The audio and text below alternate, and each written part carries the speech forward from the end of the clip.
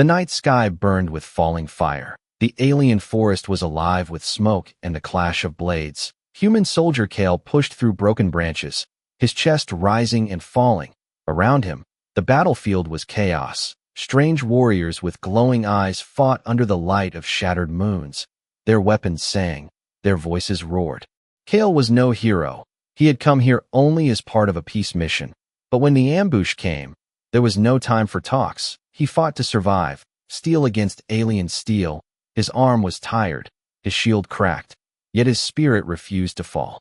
At the center of the field stood the alien princess. Her long golden horns reflected the fire above. Her emerald eyes darted as assassins closed in. She was small compared to the armored killers, but her presence was strong.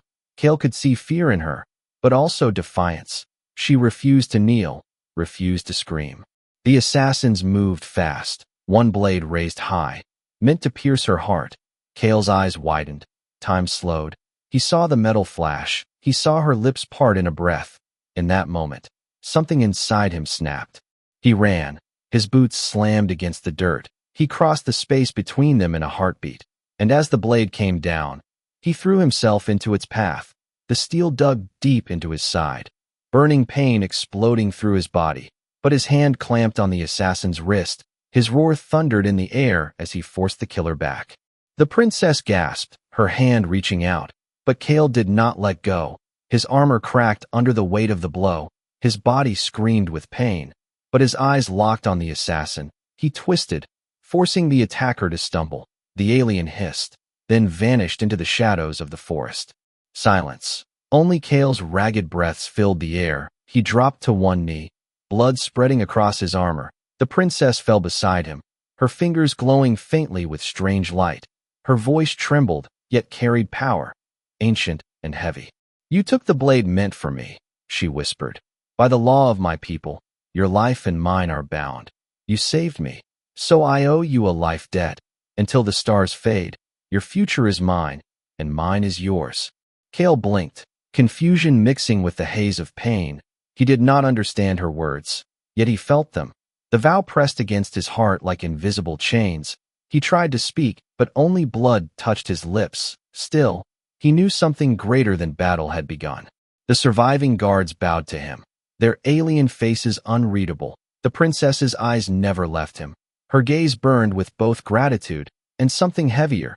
Kale felt his strength slipping, but also a strange pull, as if fate itself had gripped him.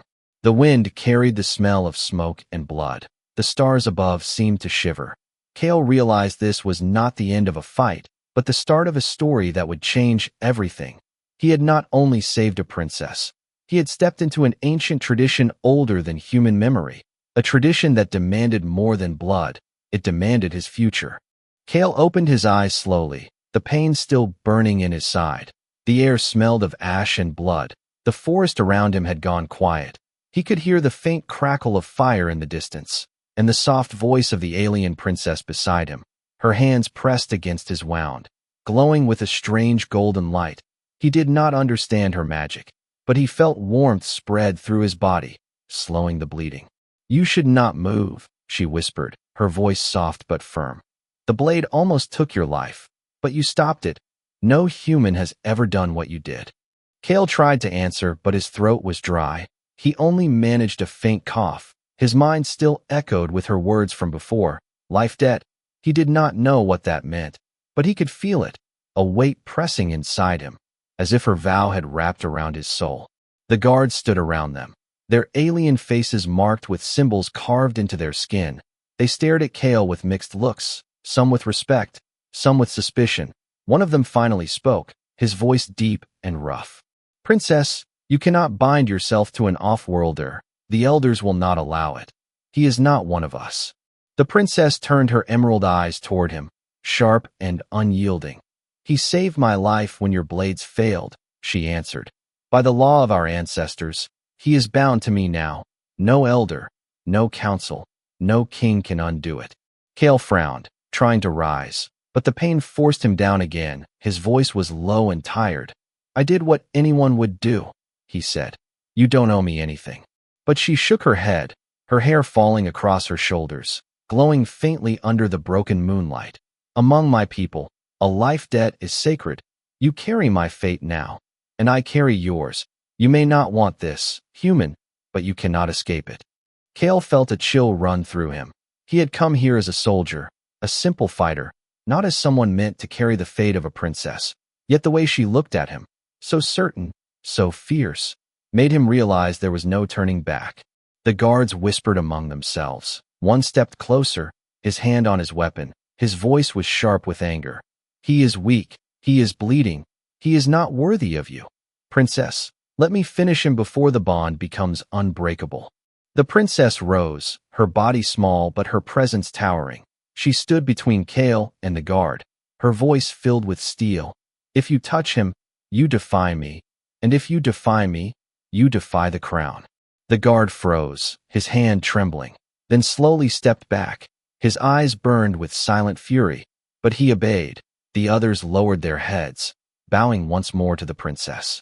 Kale could not believe what he was seeing. A human soldier, wounded and far from his people, now stood at the center of an alien tradition he did not understand, and the princess was ready to fight her own guard for him.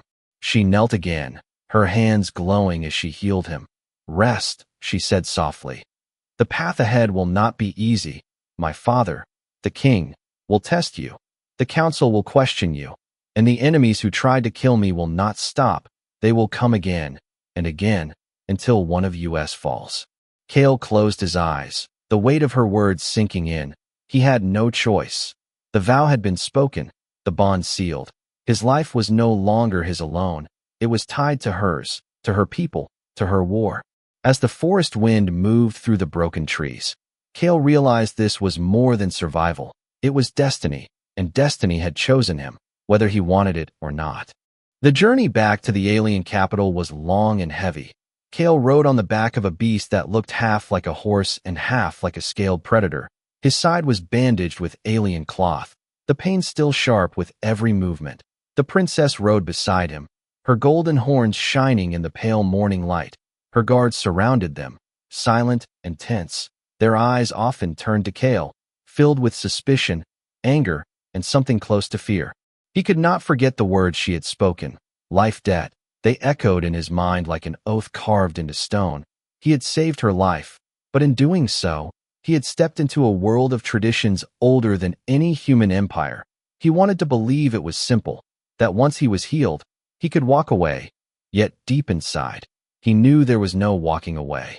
The alien city rose before them, towers carved into dark stone cliffs, glowing veins of crystal running like rivers of light through the walls. Strange banners rippled in the air, their symbols unknown to Kale, but their meaning clear: power, pride, and ancient law. The gates opened with a grinding roar, and the people gathered to see their princess return. Their eyes widened as they saw the human soldier at her side. Whispers followed them. Kale did not understand their language, but he understood the tone: shock, disapproval, fear. Some even knelt, not to him but to the bond they sensed around him and the princess. The palace was vast, with halls lined by alien warriors in gold armor. Kale was led through until he stood before the throne.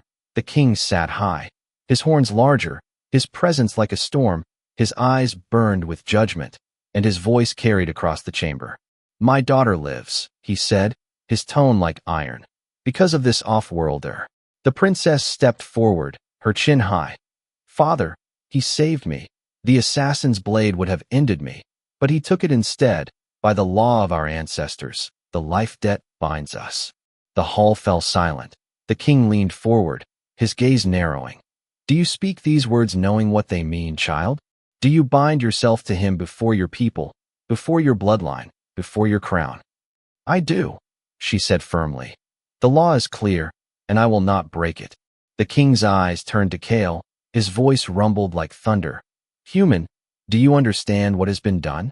To take a blade for royal blood is to claim fate itself. Her vow ties her life to yours. Your survival is her survival.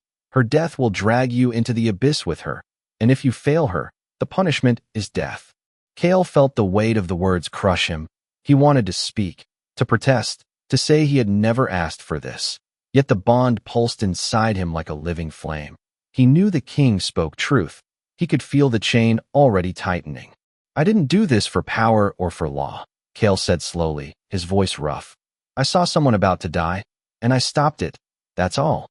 A ripple of murmurs filled the chamber. Some laughed bitterly, some sneered, but others fell silent at his honesty. The king studied him for a long moment, then raised his hand. Then let the test decide. The king declared, no human has ever carried the weight of our vows. If you are bound to her, then you must prove it. Tomorrow, you will face the trial of the circle. If you endure, you will be recognized. If you fail, you will die, and the bond will be broken. The guards struck the ground with their spears, the sound echoing like thunder. Kale's jaw tightened. He had no choice. The trial awaited. The princess stepped close to him as the hall emptied, her eyes fierce. Do not fear. Kale, I will stand with you. The life debt does not belong only to you. It belongs to us both. If you fall, I fall, and I will not let that happen. Her words steadied him, yet fear remained. Kale knew tomorrow would not simply test his strength. It would test his soul, and in the heart of an alien world, with all eyes upon him, he would have to prove that one human life was enough to carry the weight of an alien princess's future. The dawn came heavy with tension. The alien city stirred as word spread of the trial.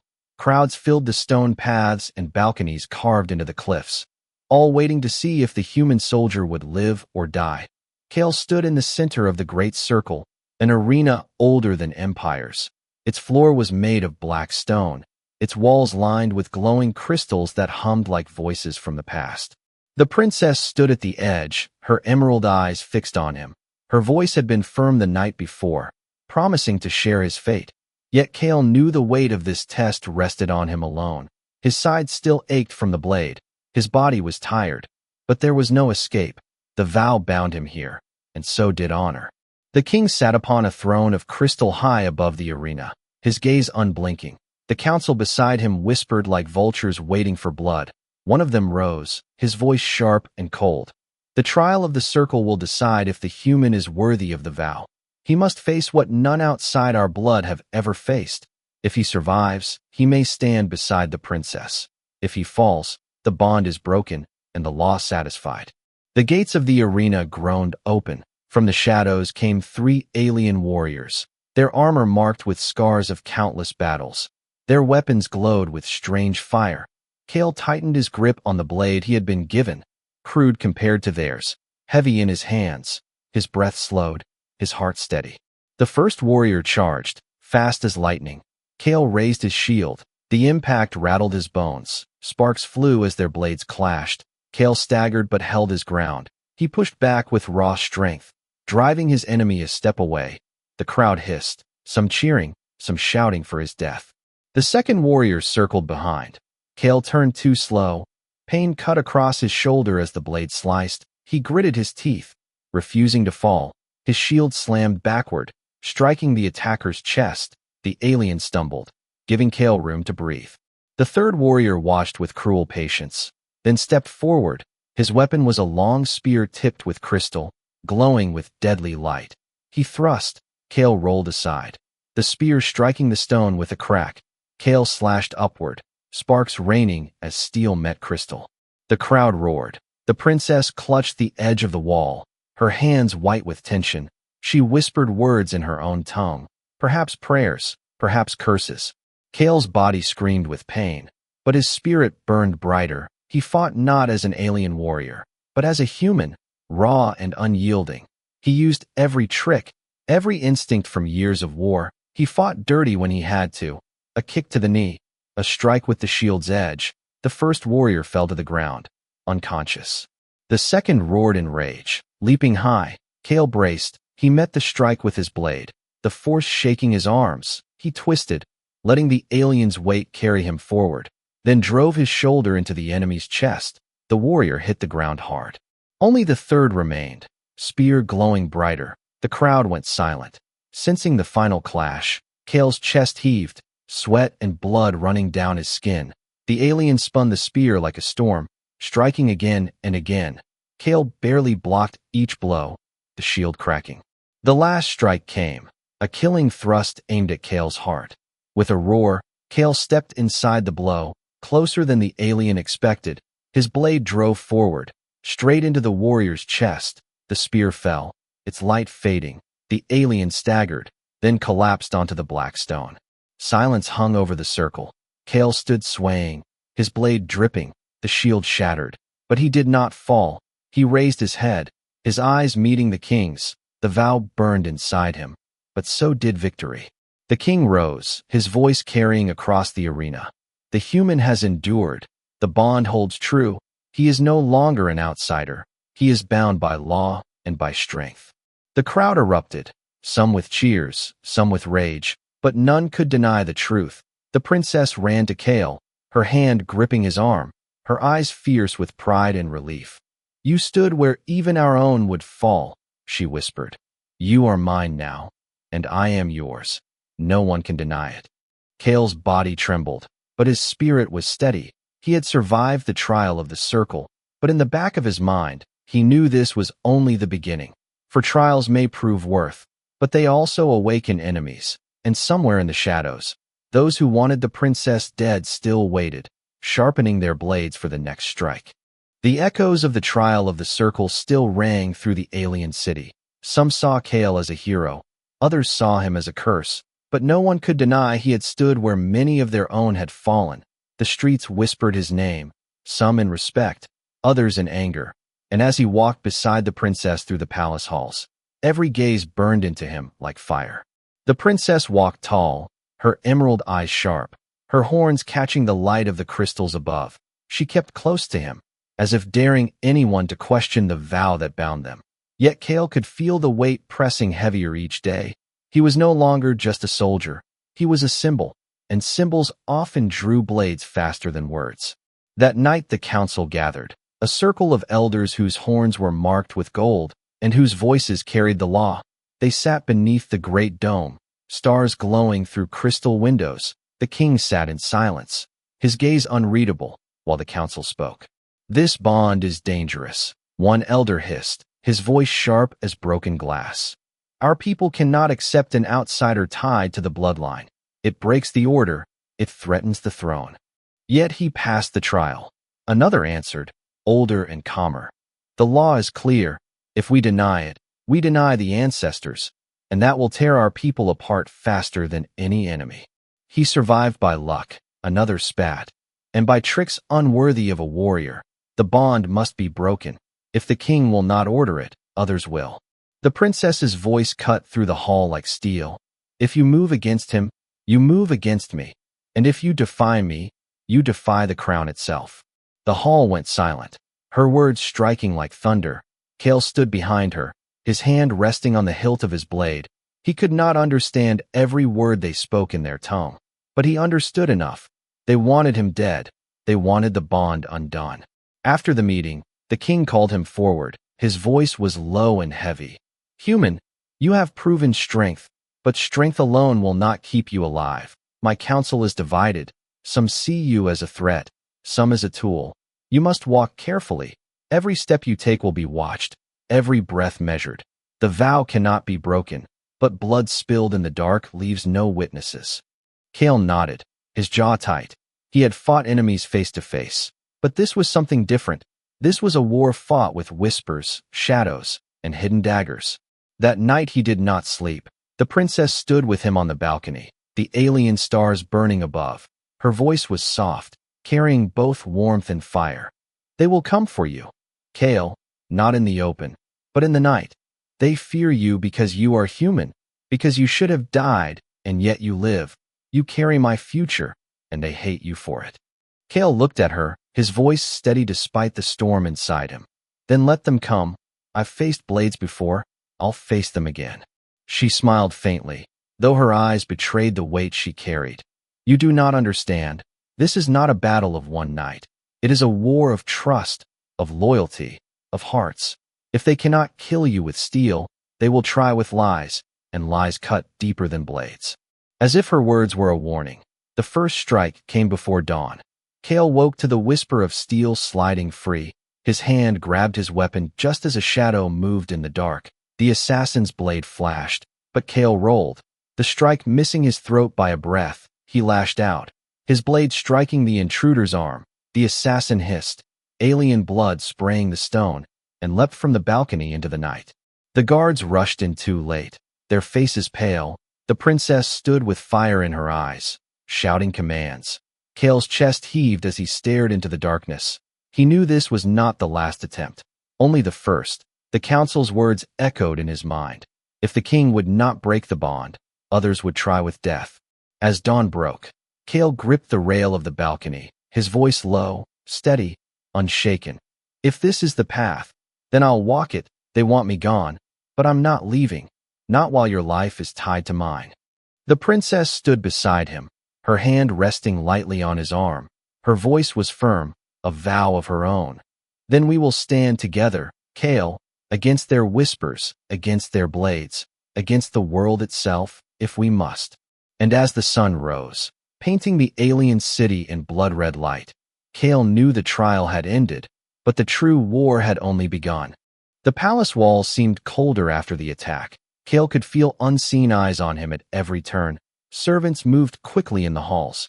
Guards shifted their stances whenever he passed, and the whispers grew louder.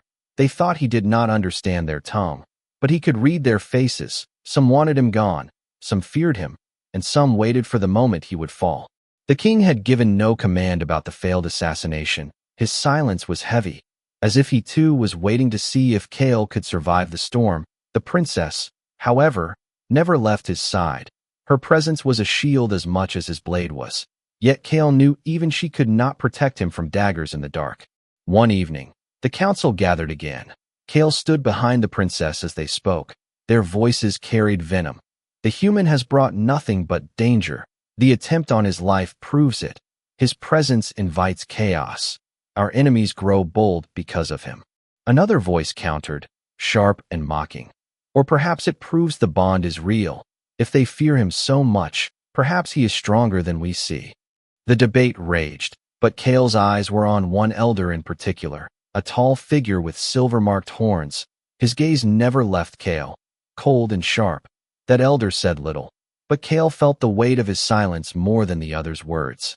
That night, the princess urged Cale to rest, but his instincts told him otherwise. He walked the halls alone, his hand never far from his blade. The palace was too quiet, the shadows too long. He reached the training grounds, where warriors once drilled under the moonlight. Now they were empty. Yet as he stepped forward, he heard it, the soft scrape of steel. Figures moved from the dark, 5 of them, cloaked and masked. Their weapons gleamed faintly. They surrounded him, circling like wolves. Cale tightened his grip, his chest steady. You should have died in the circle. One of them hissed, their voice low. You should not carry her vow. Tonight, we finish what should never have begun. Cale answered with steel. The first strike came fast, but he parried, his blade ringing. He ducked low, driving his shoulder into the nearest attacker, sending him crashing to the ground. Another came from behind. Cale spun, his blade catching the assassin's arm, blood spraying across the stone. But they were skilled, far more skilled than the one who came before dawn. Their movements were coordinated, ruthless. Each blow pushed Cale closer to exhaustion. His body still carried wounds from the trial, and every strike burned like fire. Yet he refused to fall. He fought with the raw instinct of survival, using every trick he knew. A knee to the gut, an elbow to the jaw. He kicked one assassin into the wall, then barely dodged another's blade.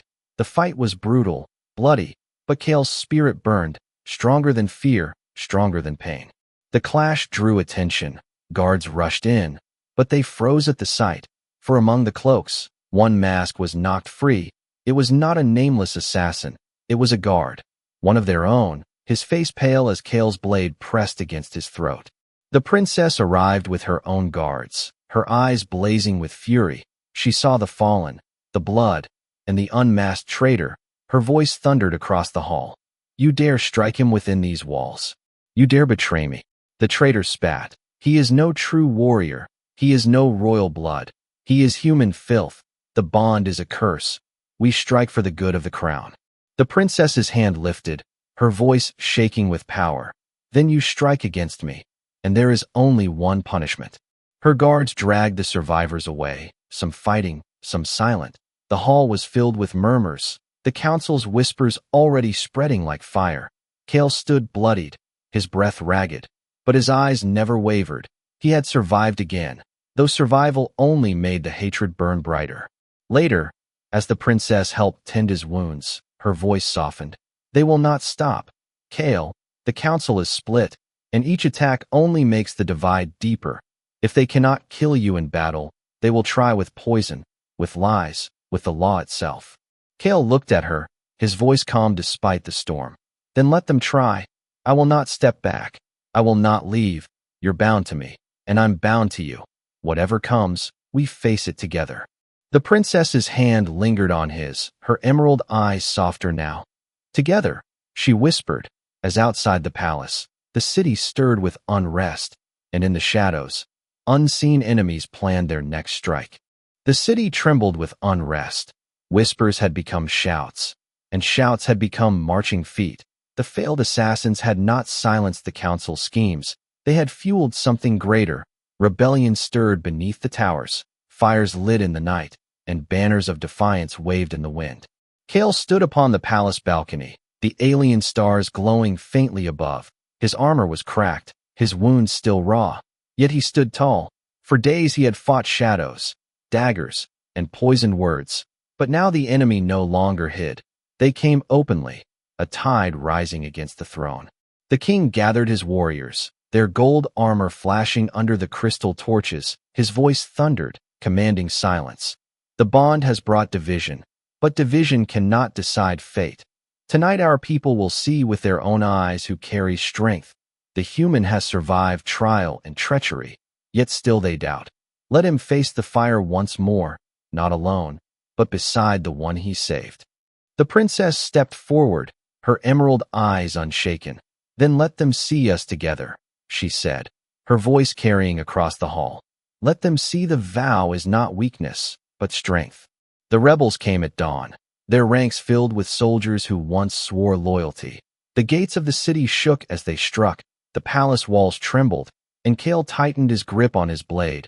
Beside him, the princess held a staff glowing with light, her power burning brighter than he had ever seen. The battle that followed was chaos. The rebels surged like a wave. Kale met them head-on, his blade singing through steel and flesh. He moved like a storm, raw strength and human grit cutting through alien warriors. The princess fought at his side, her magic a shield, her staff striking with fire and light. Together they held the steps, back to back, unyielding. But through the roar of battle, Kale saw him, the assassin who had struck first in the forest, the one whose blade had opened his side. He moved through the chaos like a shadow, his eyes locked on the princess. Kale's heart thundered. He had known this moment would come. The assassin leapt, blade raised high. Kale lunged. His sword met the assassin's in a clash that shook his bones. Sparks flew, steel against steel. The fight spun through the battlefield, each strike faster, sharper. The assassin hissed in his tongue. You should have died that night. Human, the vow should never have been made. Kale answered with fury. Then take it from me if you can. The clash was brutal. Kale's wounds screamed, but he fought with every ounce of will. The assassin struck fast, his blade sliding past Kale's guard, cutting his arm. Kale roared, driving forward. His strike tore the assassin's mask away, revealing pale scars, eyes burning with hate. The final moment came in silence. The assassin struck high. Kale stepped inside the blow, his blade rising. For one breath they stood locked. Then Kale twisted, steel tearing through the assassin's chest. The enemy staggered, eyes wide, then fell into the dust. The rebels saw their champion fall. Their cries faltered, their charge broke, and as the princess raised her staff, light burst across the battlefield, burning away the shadow of rebellion. The rebels fled, their banners torn, their voices lost. Silence followed, heavy and deep. Kale stood swaying, his blade dripping, his body broken yet unbowed. The princess caught him as he fell to one knee, her voice fierce and unyielding. You are not just a soldier, Kale. You are the proof that our vow is more than law. It is destiny. The king descended the steps, his eyes grave yet filled with something close to respect. You came to us as an outsider, he said. But today you stand as more than that. You are bound not only to my daughter, But to this people, and though many may doubt, none can deny what has been written in blood. Kale lifted his head, his voice quiet but steady. I did not ask for this. I only chose to protect her. But if that choice has tied my life to hers, then I will not walk away. Not now, not ever. The princess's hand tightened on his, her voice soft but fierce. And I will not let you stand alone. The crowd bowed then, some in respect, some in reluctant silence, but all knew the truth. The human had faced fire, shadow, and death, and still he stood. The vow had not broken him, it had remade him. And as the sun rose over the alien city, painting the towers in light, Kale knew this was not an end, but the beginning of something greater, a bond not of chains, but of fire, one that would shape the fate of two worlds forever.